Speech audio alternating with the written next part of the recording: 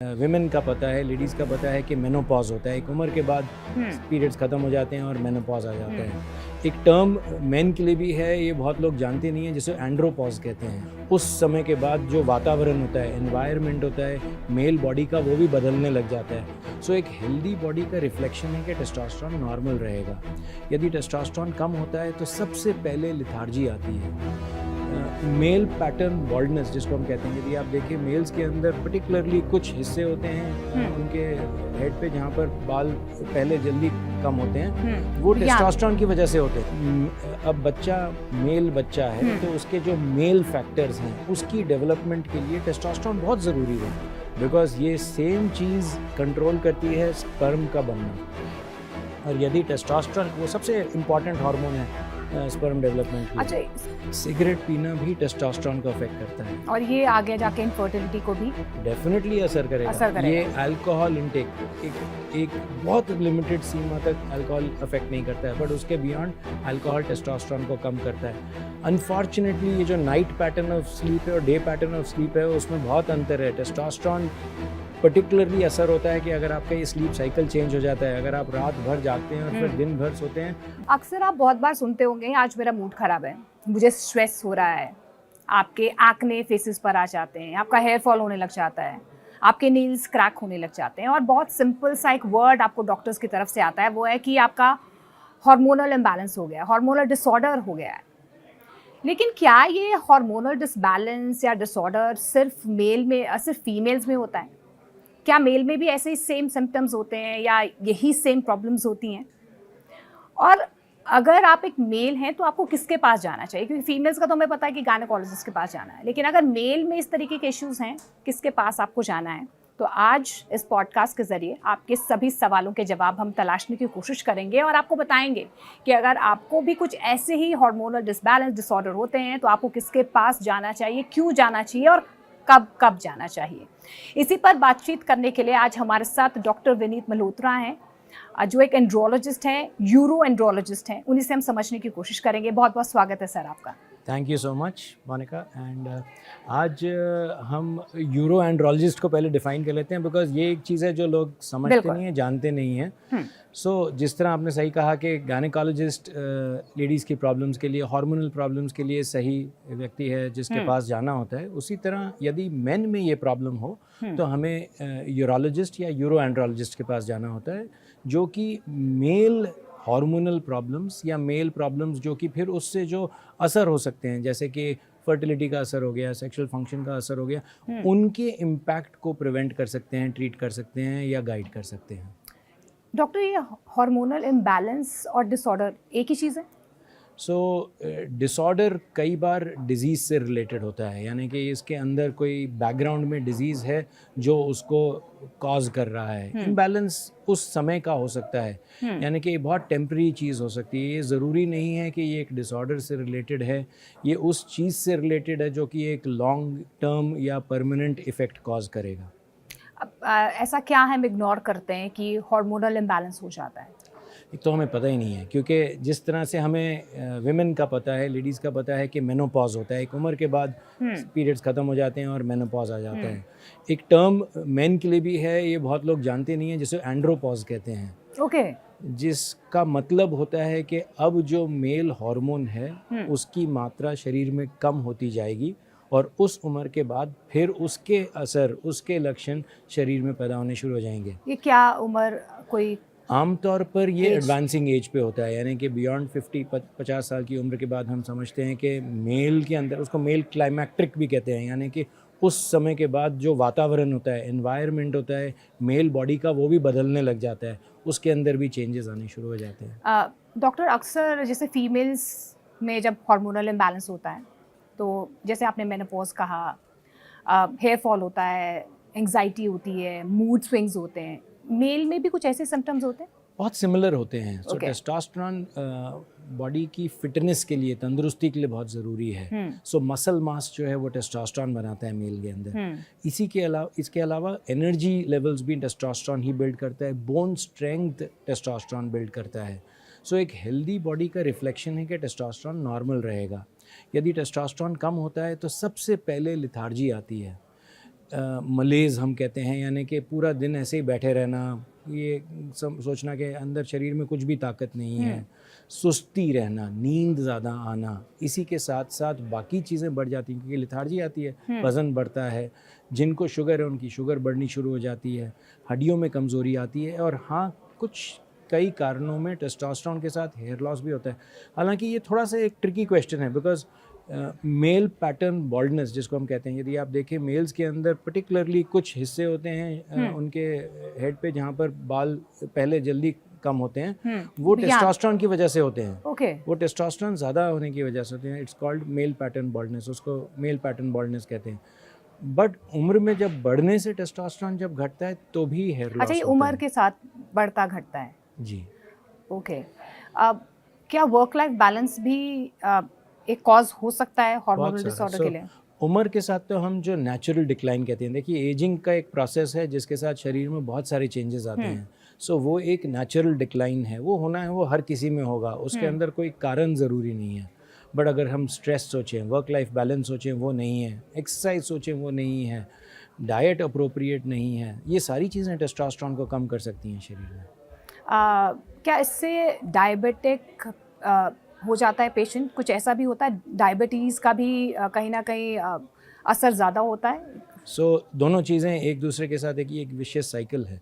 Diabetes जहाँ बढ़ेगा वहाँ पर टेस्टोस्टेरोन घट सकता है, और उसी तरह टेस्टोस्टेरोन जब घटता है तो क्योंकि बाकी वातावरण जो हो जाता है वो फिर लिथार्जिक और सुस्त हो जाता है, डायबिटीज़ बढ़ने का चांस रहता है।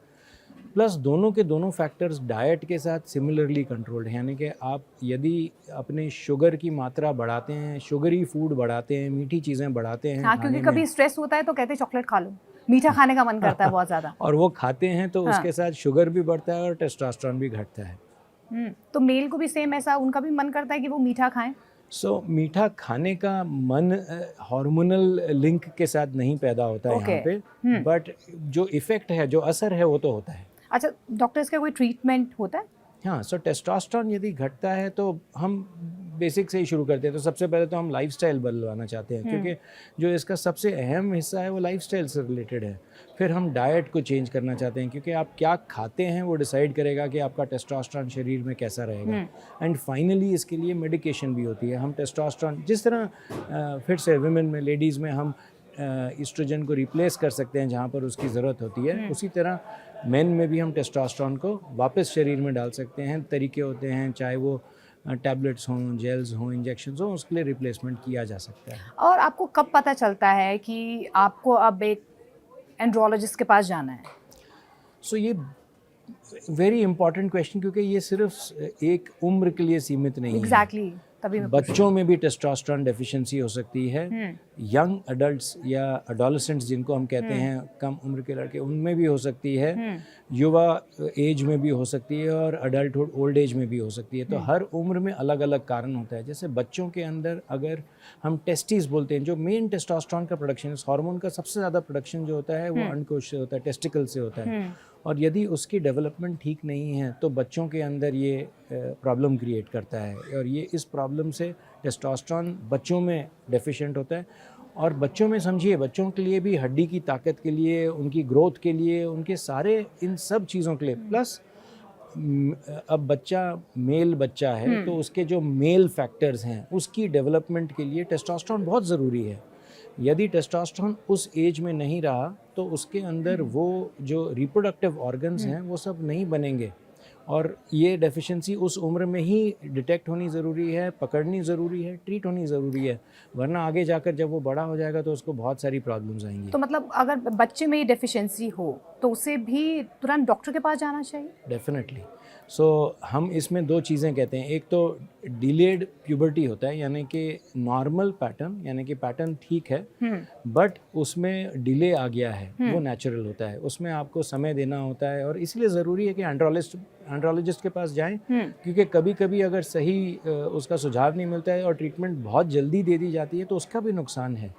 ये आइडेंटिफाई करना, ये पहचानना कि ये डिलेड प्यूबर्टी है और इसमें कोई बीमारी नहीं है, ये ज़रूरी है। बट अगर बीमारी है और अंदर शरीर नहीं बना रहा है टेस्टोस्टेरोन, तो उसको किस तरीके से रिप्लेस किया जा सकता है वो तो बच्चे में कुछ अलग से सिम्टम्स अगर नज़र आते हैं, क्या होते हैं डॉक्टर वो? सो हम लोग एक इनफैक्ट अब तो स्कूल्स में ये एक पैटर्न है एग्जामिनेशन का, जहाँ पर एक फिजिशियन ये चेक करता है कि जो टेस्टिकल्स हैं वो प्रॉपरली डेवलप हो रहे हैं या नहीं हो रहे हैं, जो रिप्रोडक्टिव ऑर्गन्स हैं उनकी ग्रोथ हो रही है या नहीं हो रही है। उसका एक स्केल होता है, एक माप होता है कि कितना ग्रोथ होना चाहिए किस उम्र तक, और उसके हिसाब से पता चल जाता है कि ये सही है या नहीं है। यदि ये नहीं हो रहा होता है तो वो इन्फॉर्म करते हैं उनके पेरेंट्स को कि देखिए ऐसा है।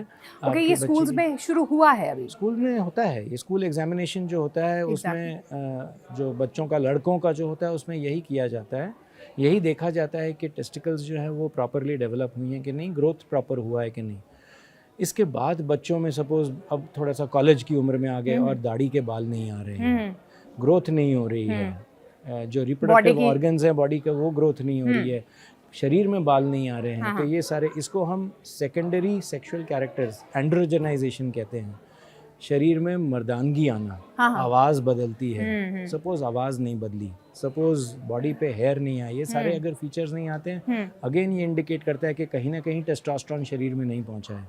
ये भी एक उम्र होती है जब इंटरवीन करना चाहिए, जब ट्रीटमेंट होना चाहिए, बिकॉज अगर अभी ट्रीटमेंट नहीं हुआ तो आगे जाके उसकी फादर बनने की क्षमता पे असर आ जाएगा। अच्छा, इनफर्टिलिटी, बिकॉज ये सेम चीज़ कंट्रोल करती है स्पर्म का बनना, और यदि टेस्टोस्टेरोन वो सबसे इम्पॉर्टेंट हार्मोन है स्पर्म डेवलपमेंट के लिए। अच्छा, इसमें डाइट क्या फोकस करनी चाहिए बचपन से अगर हम देखें तो? सो हम एक चीज़ को, ये पता नहीं हमारे सिस्टम में है, हमारे कल्चर में है कि हम बच्चों को चाहते हैं कि वो एकदम गब्बू, घी खिला दो, मक्खन खिला दो, दूध पिला दो, उनको लगता है तंदुरुस्त है बच्चा। हाँ, ये तंदुरुस्ती और मोटेपन में जो डिफरेंस है ना, ये हम बच्चों में नहीं देखते, और ये बहुत ज़रूरी है। ये केवल इसलिए नहीं है कि टेस्टोस्टेरोन वहीं से असर हो रहा है, बहुत सारी बीमारियां और भी हैं, ब्लड प्रेशर, डायबिटीज़, जो कि आगे जाकर जिसका इंसिडेंस, जिसकी मात्रा बहुत बढ़ जाएगी उन बच्चों में जो कि बचपन में मोटे हैं। सो इसलिए डाइट का इम्पोर्टेंस उस समय से ही है। हमें शुगरी डाइट्स, जो हम उनको जंक देते हैं, जब उनको कोला देते हैं, बच्चे तो मानते ही नहीं विदाउट कोला एंड बर्गर्स। सो ये मानते नहीं हैं, बट ये हमारी जिम्मेदारी है, क्योंकि ये हम ही समझ सकते हैं कि ये चीज़ें आगे जाकर उनको क्या नुकसान देंगी। उनके शरीर के अंदर हम एक डायबिटीज़ और ब्लड प्रेशर के साथ साथ टेस्टोस्टेरोन लो होने की टेंडेंसी शुरू से डाल रहे हैं, और ये हमें समझना ज़रूरी है। इसलिए ये मोटापन जो बच्चों में है, इसका असर उनके उस जीवन पे आएगा जो कि आज से 20 साल बाद होने वाला। ये हमें पहचानना है, बच्चा थोड़ा ना पहचानेगा। बट कॉलेज में यूजुअली बच्चे खाना कहाँ खाते हैं, वो तो जंक ही खाते हैं। सो ये एक पैटर्न बन गया है, ये एक तौर बन गया है, ये एक फैशन बन गया है। एग्जैक्टली, दिस इज मतलब बच्चों को लगता है this is a part of lifestyle, I mean eating junk. But आप ये देखिए ना कि ये उसी तरह है जैसे बच्चों के अंदर स्मोकिंग का बन गया है अब आज के दिन में, और हम बहुत हैरान होते हैं क्योंकि हमारे पास जब पेशेंट्स आते हैं तो उसमें लड़के लड़कियां अब ऑलमोस्ट बराबर मात्रा में, हर कोई सिगरेट पीना चाहता है, उसको फैशनेबल समझता है। ये सिगरेट पीना भी टेस्टोस्टेरोन को अफेक्ट करता है, और ये आगे जाके इनफर्टिलिटी को भी डेफिनेटली असर करेगा। ये अल्कोहल इंटेक एक बहुत लिमिटेड सीमा तक अल्कोहल अफेक्ट नहीं करता है, बट उसके बियॉन्ड अल्कोहल टेस्टोस्टेरोन को कम करता है। अब अगर हम ये नहीं समझते हैं तो बहुत सारे लोगों को फ़र्क नहीं पड़ेगा, क्योंकि शरीर के पास बहुत बैकअप होता है। भगवान ने इस तरह से शरीर बनाया कि उसके अंदर बहुत बैकअप है, बट जिसको असर होने वाला है उसका तो बहुत भयानक असर होने वाला है। सो हम पहचानते नहीं हैं। अब अगर आप माने तो एक स्टडी की गई है जिसमें देखा गया है कि पिछले 40 सालों में फर्टिलिटी का इंसिडेंस और स्पर्म काउंट का इंसिडेंस किस तरह बदला है। 1/5 हो गए हैं levels world wide, global level पे। अब जो आज से 40 साल पहले थे, अब वो 1/5 लेवल पे है। इतनी, यानी कि आप ड्रास्टिक फॉल देखिए कितना हुआ है। And why is it, doctor? Because of our health. जिस कारण से हम अपने लाइफस्टाइल, जो वातावरण, प्रदूषण, जो हमारा खान पान भी अडल्ट्रेटेड है, वो सारी चीज़ों का अगर हम मिश्रण समझें। Doctor, when we are in a metropolitan city we can not avoid all these things. मतलब पॉल्यूशन को आप अवॉइड नहीं कर सकते हैं। आप खाना तो सब ऑर्गेनिक खाने की कोशिश करते हैं, everything is labelled organic nowadays, people are getting vegan and all, तो कैसे अवॉइड कर सकते हैं? सो मैंने अभी रिसेंटली एक कहीं पे चर्चा पे बताया था कि दिल्ली विश्व का फर्टिलिटी कैपिटल बनेगा। जिस तरह हम डायबिटिक कैपिटल कहते हैं, इनफर्टिलिटी कैपिटल बनेगा दिल्ली विश्व का। और इसमें बहुत समय नहीं है। बहुत सारी स्टडीज़ हैं, चाइनीज़ स्टडीज़ हैं, इरानियन स्टडीज़ हैं, जिसमें उनने ऑलमोस्ट 4-5 हज़ार लोगों को, इनफर्टाइल मेन को टेस्ट किया है कि एयर पोल्यूशन की वजह से उनका कितना कंट्रीब्यूशन था, और उसमें सिग्निफिकेंट पाया गया है कि जहाँ पोल्यूशन की मात्रा बढ़ी, इनफर्टिलिटी बढ़ी। पर डॉक्टर इसको तो हम इग्नोर ही नहीं कर सकते हैं इस चीज़ को, तो कैसे करें हम फिर? मतलब इसको मेट्रोपॉलिटन पहले तो- सिटी वाले क्या करें? अब पहाड़ों पे तो बस नहीं सकते। हम पहले तो इसको पहचानें, तभी तो हम इसके बारे में कुछ चर्चा करेंगे, तभी तो हम जाकर इस पे कुछ चेंज करेंगे। चेंज एक व्यक्ति से बनता है। जब एक पर्सन डिसाइड करता है कि मैंने चेंज करना है, अपने आप को चेंज करना है, वो ही सोसाइटी में चेंज ला सकता है। हम ये मान के चलें कि हर पर्सन रिकग्नाइज करे, क्योंकि हम उतना ही कर सकते हैं जितना हम कर सकते हैं। हम इन्फॉर्म कर सकते हैं, हम एजुकेट कर सकते हैं, हम अवेयर कर सकते हैं। पर शाइनेस इतनी है इंडियन मेन में, शायद उनको ये भी नहीं पता होगा कि इन प्रॉब्लम्स के लिए आपको एक सेक्सोलॉजिस्ट के पास या एंड्रोलॉजिस्ट के पास जाना है। तो अगर आपके पास पेशेंट्स आते हैं तो उनके मन में क्या झिझक होती है, हेजिटेशन क्या होती है? आज कल मोस्टली जो पेशेंट्स आते हैं वो किसी ना किसी से बताए गए पेशेंट्स होते हैं, जिनने किसी से पूछा होता है और इसलिए समझ आती है। ये एक वीक लिंक है। एंड्रोलॉजी एक स्पेशलिटी की तरह कभी पॉपुलर नहीं हुई, क्योंकि इसमें डॉक्टर्स का भी कम इंटरेस्ट होता है। इसमें बहुत समय पेशेंट के साथ बातचीत करने में बिताना होता है, बहुत कुछ काउंसलिंग से रिलेटेड होता है। बट अब ये स्पेशलिटी इम्पॉर्टेंट होती जा रही है, लोग इसके बारे में पहचान रहे हैं, समझ रहे हैं, तो होपफुली अब चर्चा ज़्यादा हो रही है। अब हम देख रहे हैं थोड़ा बदलाव धीरे धीरे आता है, बट आ रहा है, लोग आपको पहचान लगता रहे है हैं। कोविड के बाद लोग अपने हेल्थ पर ज़्यादा कंसंट्रेट करने लगे हैं? डेफिनेटली लगता है, दोनों चीज़ें, कोविड भी और कोविड की वैक्सीन के असर के बारे में भी, क्योंकि दोनों चीज़ों के बारे में इतनी कन्फ्यूजन है। लोग किसी के मन में ये है कि मुझे कोविड हुआ और उसके वजह से असर हुआ, किसी के मन में ये है कि मुझे वैक्सीन लगा और वैक्सीन के असर की वजह से ये हुआ।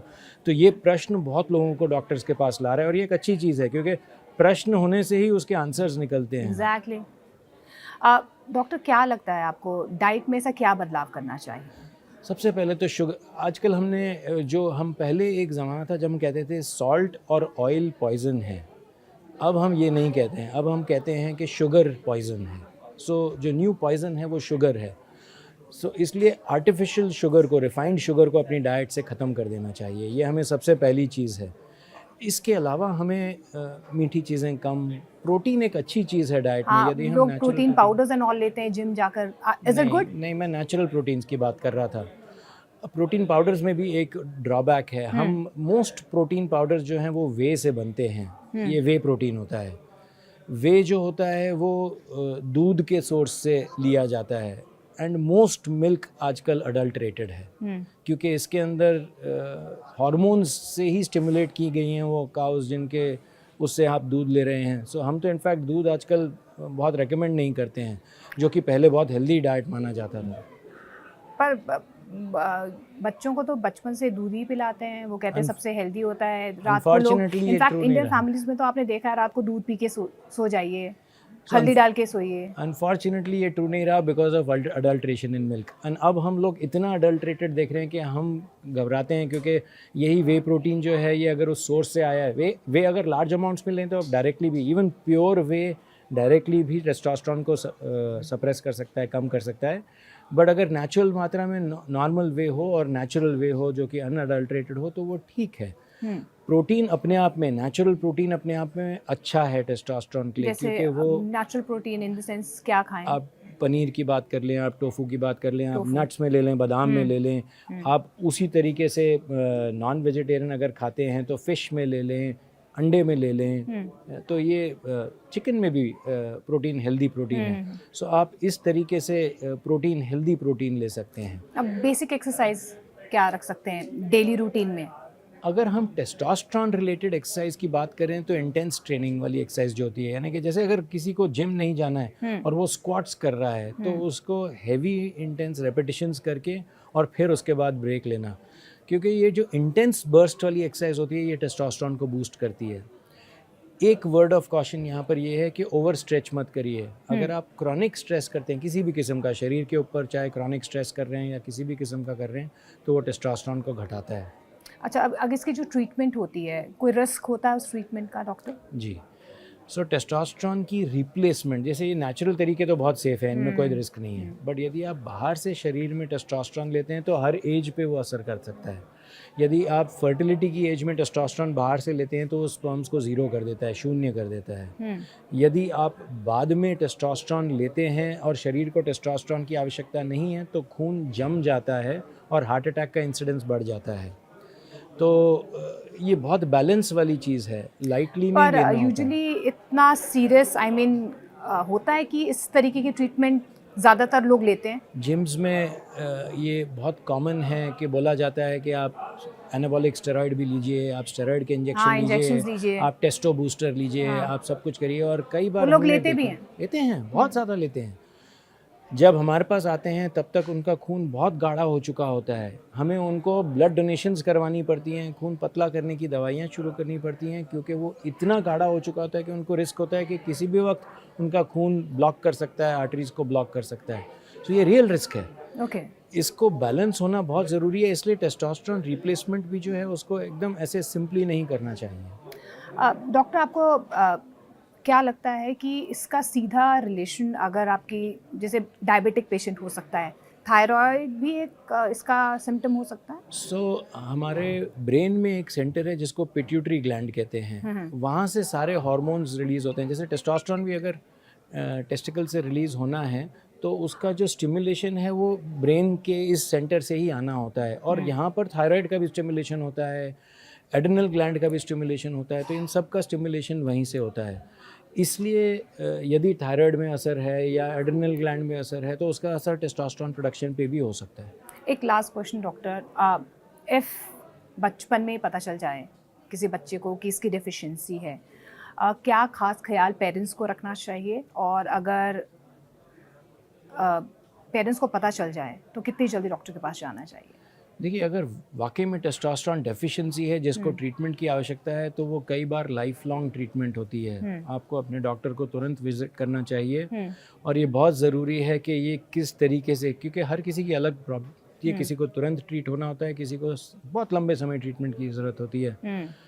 आइडेंटिफाई करना होता है कारण यहाँ पर है, जेनेटिक कारण है, नहीं जेनेटिक कारण नहीं है, शरीर के अंदर कोई चीज़ है जिसको ठीक किया जा सकता है। टेस्टिकल्स कभी कभी जगह पे नहीं होती हैं तो उनको हम सर्जरी से जगह पे ले आते हैं और टेस्टोस्टेरोन प्रोडक्शन ठीक हो जाता है। कई सारी चीज़ें हैं, आइडेंटिफाई होना और फिर उसके बाद फॉलो अप रखना। किसी किसी का ट्रीटमेंट हो जाता है और वो ठीक हो जाते हैं, और किसी किसी को वो ट्रीटमेंट रखना पड़ता है ताकि वो ठीक रहते हैं। और इनफर्टिलिटी जिस तरीके से मेल में ज़्यादा बढ़ रही है वो ना हो, उसके लिए क्या प्रिकॉशंस लेने चाहिए?